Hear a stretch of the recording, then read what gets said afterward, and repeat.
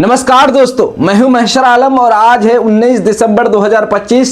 तो तैयार हो जाइए क्योंकि अगले 10 मिनट में हम आपको सुनाने वाले हैं बिहार की 50 सबसे बड़ी, सबसे तेज और सबसे जरूरी खबरें, बिना घुमाए, बिना रोक टोक के सीधे मुद्दे पर। लेकिन उससे पहले एक छोटी सी अपील, अगर आप इस चैनल पर नया है तो अभी सब्सक्राइब का बटन दबाइए और अगर आप हमें फेसबुक पर देख रहे हैं तो फॉलो जरूर कीजिए। तो चलिए बिना एक पल गवाए शुरू करते हैं आज की बिहार के फटाफट 50 बड़ी खबरें।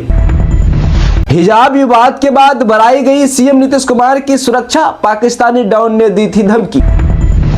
बिहार के डिप्टी सीएम के सामने एडीएम बोले ये कोई काम नहीं करता, विजय सिन्हा ने हरकाया, कहा आखिरी मौका दे रहा हूं नहीं तो हटा दूंगा। हिजाब खींचने के मामले बिहार के सीएम नीतीश कुमार की हो सकती है गिरफ्तारी, 3 जगहों पर एफआईआर दर्ज। अनंत सिंह वाली जेल में बैरक तक पहुंच रहे हैं मोबाइल एजेंट, बोले 15,000 दो सब होगा, 3 जेलों में डील, सम्राट की सख्ती बढ़ाने वाली दावे फेल। बेटी बहू समझकर सीएम ने ऐसा किया था, हिजाब विवाद में अब जीतनराम मांझी ने किया नीतीश कुमार का बचाव। नीतीश कुमार हिजाब विवाद पर भड़की बॉलीवुड एक्ट्रेस सना खान, बोली मुझे इतना गुस्सा चढ़ा है कि मैं उनके कान के नीचे 2 लगा दूं।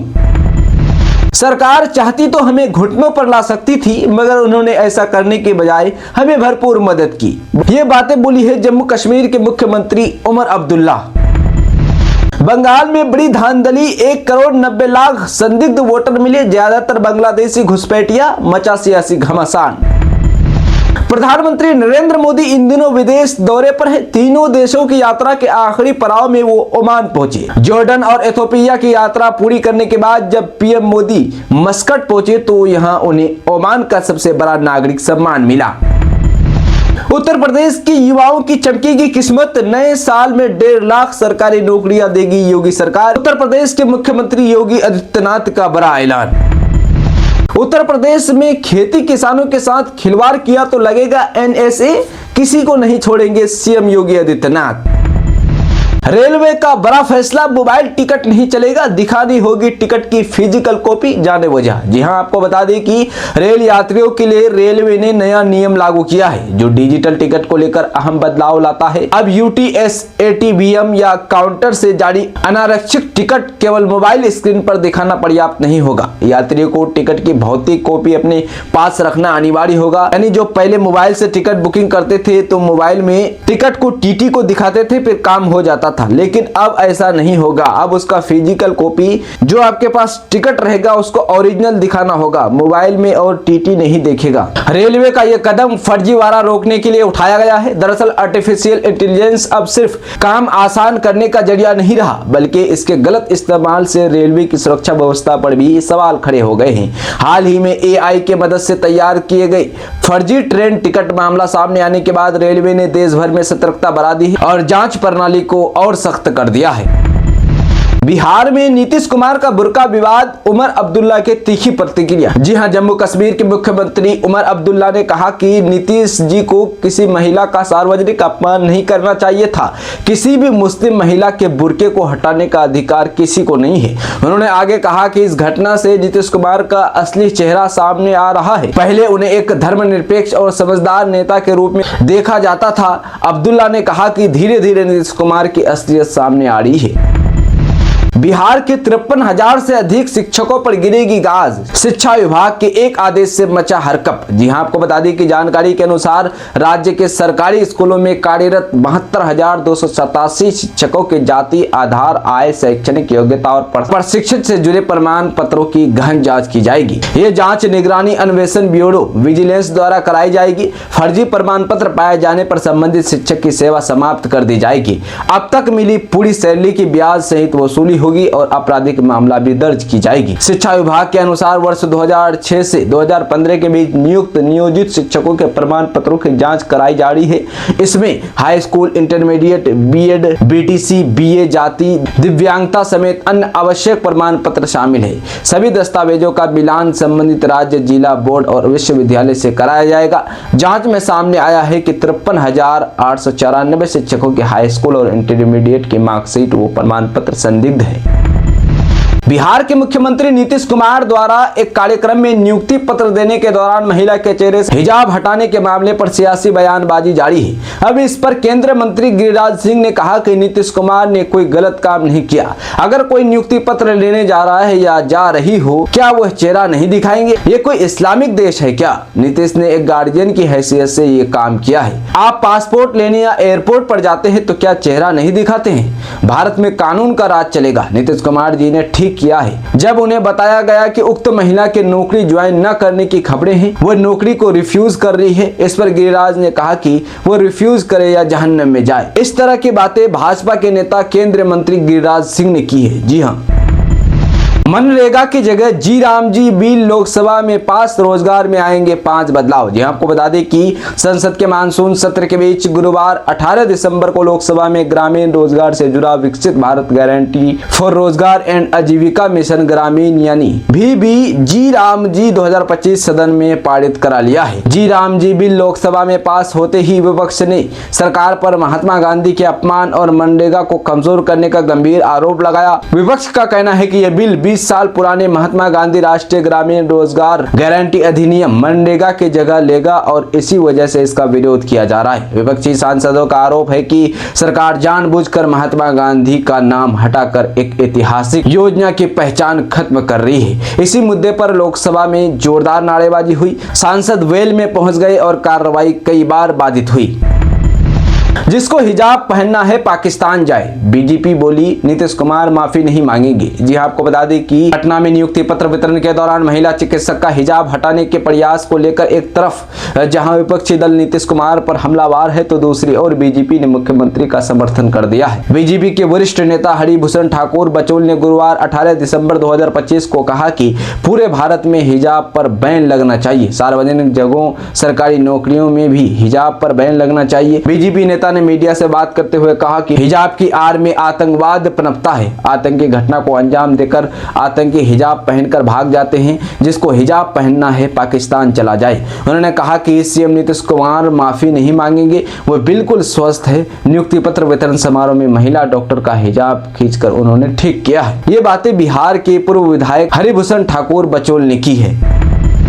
अच्छा हुआ महाराष्ट्र में नहीं किया, वरना सलामत नहीं जाती। नकाब विवाद में नीतीश कुमार और यूपी के मंत्री को धमकी। जी आपको बता दें कि हिजाब विवाद को लेकर मामला गर्माता जा रहा है। असदुद्दीन अवैसी के पार्टी एआईएमआईएम के पूर्व सांसद इम्तियाज जलील ने बुधवार शाम को यवतमाल में एक चुनावी सभा में उत्तर प्रदेश के मंत्री संजय निषाद और बिहार के मुख्यमंत्री नीतीश कुमार पर जमकर हमला बोला। इम्तियाज जलील ने दोनों नेताओं को धमकी देते हुए कहा कि उत्तर प्रदेश के मंत्री और बिहार के मुख्यमंत्री ने एक मुस्लिम बच्चे का नकाब हटाने की हिम्मत की। अच्छा हुआ महाराष्ट्र में नहीं किया, वरना पता चल जाता कहां हो, सलामत नहीं जाते। एआईएमआईएम नेता ने यही नहीं रुके। उन्होंने आगे कहा कि ऐसे नेता लातों के भूत होते हैं, बातों से नहीं मानते। इन्हें सत्ता की बहुत मस्ती चढ़ी है, सामने आ गए तो इन्हें औकात दिखा देंगे। बॉक्स में रख दे जमीन से जुड़ी शिकायत, तुरंत होगा एक्शन। डिप्टी सीएम ने अधिकारियों को दी बस 100 दिन की मोहलत। जी आपको बता दें कि बिहार के उप मुख्यमंत्री विजय कुमार सिन्हा ने कहा कि सभी अंचलों में शिकायत पेटी लगाए जाए, अंचल अधिकारी स्वयं उसे खोले, तुरंत कार्रवाई करे। यही व्यवस्था डीसीएलआर के कार्यालय में भी हो। आवेदन की प्राप्ति रसीद अनिवार्य रूप से दिए जाए। यदि अंचल स्तर पर सुनवाई नहीं होती है तो क्रमशः भूमि सुधार, उप समाहर्ता, अपर समाहर्ता और प्रमंडलीय आयुक्त के कार्यालय में शिकायत की जा सकेगी। अंतिम विकल्प के रूप में मुख्यालय स्तर पर प्रधान सचिव अथवा मंत्री तक मामला पहुंचे। उप मुख्यमंत्री ने कहा कि मुख्यमंत्री नीतीश कुमार जमीन से जुड़े विवादों के निपटारे के लिए गंभीर है। उन्हीं के निर्देश पर शनिवार को अंचल अधिकारी और थाना अध्यक्ष की बैठक शुरू हुई थी और ये जारी रहेगी। और उन्होंने साथ ही साथ कहा कि पुलिस सहयोग न मिलने पर पुलिस महानिदेशक को लिखित शिकायत कर कार्रवाई सुनिश्चित की जाएगी। इधर मोदी सरकार ने मनरेगा से नाम हटाया, उधर ममता ने महात्मा गांधी के नाम पर कर दी नई योजना। जी आपको बता दें कि मोदी सरकार पर भड़कते हुए ममता बनर्जी ने कहा कि मैं शर्मिंदा हूं कि महात्मा गांधी का नाम मनरेगा से हटा दिया गया। हम राष्ट्रपिता को भूल रहे हैं। अगर वो राष्ट्रपिता का सम्मान नहीं दे सकते तो हम देंगे। जी हाँ, उन्होंने कहा कि बंगाल में चल रही राज्य सरकार की रोजगार गारंटी योजना कर्मश्री का नाम अब महात्मा गांधी के नाम पर रखा जाएगा। सीएम ममता बनर्जी ने आगे कहा कि कर्मश्री योजना केंद्र से फंड रोकने के बावजूद राज्य के संसाधनों से चलाई जा रही है। यह योजना अब महात्मा गांधी के नाम से जानी जाएगी। नीतीश कुमार को मुख्यमंत्री के पद पर बने रहने का कोई हक नहीं, बोले शिवसेना। जी हां, आपको बता दें कि जम्मू कश्मीर के शिवसेना इकाई प्रमुख मनीष सहनी ने बिहार के मुख्यमंत्री नीतीश कुमार का एक मुस्लिम महिला के चेहरे से हिजाब खींचने की घटना को बेहद शर्मनाक बताते हुए कहा इस्तीफा वो माफी की मांग की है। सहनी ने पत्रकारों से विशेष बातचीत पर कहा कि नीतीश कुमार के इस शर्मनाक कृत्य से अंतर्राष्ट्रीय स्तर पर देश की छवि प्रभावित हुई है। वह मुख्यमंत्री के पद पर बने रहने का अधिकार खो चुके हैं। एनडीए के तमाम घटक दल तत्काल कार्रवाई करते हुए नीतीश कुमार से इस्तीफा ले वो निजी तौर पर उस महिला के समक्ष खड़े होकर माफी मांगी। विपक्षी नेताओं ने मनरेगा का नाम बदलने के विरोध में जलाई VBG रामजी बिल की कॉपी। जी आपको बता दें कि कांग्रेस नेता उदित राज ने कई विपक्षी नेताओं के साथ मनरेगा का नाम बदलने के खिलाफ केंद्र सरकार के विरोध में VBG रामजी बिल की कॉपी जलाई है। उदित राज ने कहा कि महात्मा गांधी का नाम हटाना न सिर्फ उनकी विरासत पर हमला है, बल्कि ग्रामीण मजदूरों के रोजगार के कानूनी अधिकार को भी खत्म किया जा रहा है। यूपी में दिल्ली पुलिस की सिपाही ने छीने महिला की कान के कुंडल, लोगों ने जवान की पकड़कर की पिटाई। जी आपको बता दें कि उत्तर प्रदेश गाजियाबाद में दिल्ली पुलिस के एक सिपाही ने एक महिला के कान के कुंडल छीनकर भागने की कोशिश की। महिला के शोर मचाने पर लोगों ने आरोपी को पकड़ लिया और उसकी जमकर पिटाई कर दी। बताया जा रहा है कि वारदात के समय सिपाही नशे में था। पुलिस ने केस दर्ज कर आरोपी को गिरफ्तार कर लिया है। भारत को जल्द मिल सकता है नया प्रधानमंत्री, कांग्रेस नेता का बड़ा दावा। जी आपको बता दें कि वरिष्ठ कांग्रेस नेता पृथ्वीराज चौहान ने विवादास्पद जेफरी एफस्टीन फाइल्स का हवाला देते हुए दावा किया है कि भारत को जल्द ही एक नया प्रधानमंत्री मिल सकता है। उन्होंने दावा किया है कि 1 महीने के भीतर ही कोई मराठी मानुस भारत का प्रधानमंत्री बन सकता है। उन्होंने कहा कि एफस्टीन फाइल्स में कई बड़े वैश्विक नेताओं की तस्वीरें शामिल है।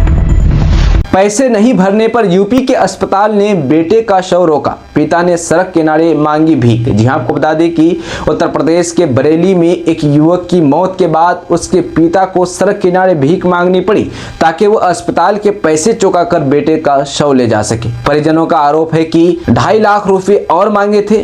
पैसे नहीं होने पर अस्पताल ने शव देने से इनकार कर दिया था।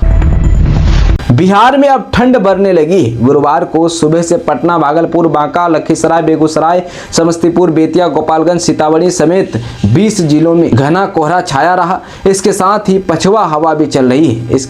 इससे ठिठुरन काफी बढ़ गई है। अचानक ठंड बढ़ने से पटना, समस्तीपुर, किशनगंज, गोपालगंज और बेगूसराय में 500 से अधिक जगहों पर अलाव जलाए गए हैं। वहीं कुहासे की वजह से पटना के कई इलाकों में विजिबिलिटी 20 मीटर है। दरभंगा में भी विजिबिलिटी कम रही। लोग सड़कों पर गाड़ी की लाइट जलाकर चल रहे हैं। मौसम विभाग ने अगले 48 घंटे 26 जिलों में कोहरे का रेड अलर्ट जारी किया है। बाकी जिलों में भी कोहरे का अलर्ट है। 2 दिन बाद से प्रदेश में शीतलहर की चेतावनी जारी की गई है। पिछले 24 घंटे में 8.5 डिग्री टेम्परेचर के साथ समस्तीपुर सबसे ठंडा रहा।